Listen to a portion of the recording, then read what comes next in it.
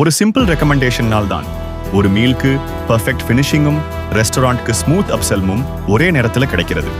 அதுதான் after food bearing. வாடிக்கையாளர் main course முடிக்க போகும் நேரத்தில் அவர்களுக்கு டைஜஸ்டன், ஃப்ரெஷ்னஸ், டேஸ்ட் ஃபினிஷிங் கொடுக்கும் ட்ரிங்க் அல்லது ஸ்வீட்டை நேச்சுரலி சஜஸ்ட் செய்வதே ஆஃப்டர் ஃபுட் பேரிங்.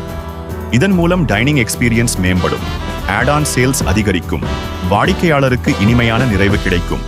கனமான உணவை முடித்தவர்களுக்கு லைட்டா ஒரு மின்ட் லெமனேட் அல்லது லைம் மின்ட் கூலர் பரிந்துரைக்கலாம்.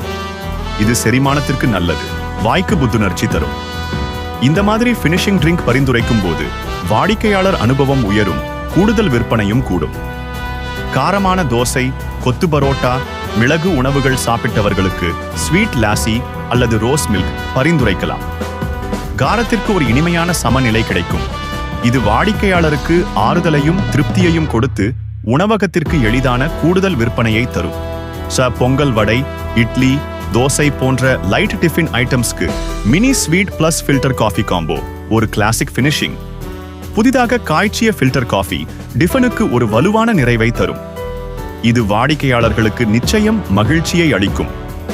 வாடிக்கையாளர் பிளேட் கிட்டத்தட்ட காலியாகும் நேரத்தில் தான் பரிந்துரைக்க வேண்டும். அவர்களின் உணவு அனுபவத்திற்கு எந்த இடையூறும் வரக்கூடாது.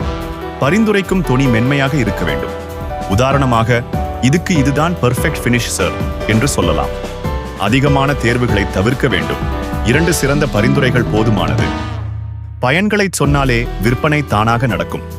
செரிமானத்திற்கு இலகுவாக இருக்கும், புத்துணர்ச்சியான நிறைவு கிடைக்கும், சுவை சமநிலை சரியாக அமையும் என்று சொல்லலாம்.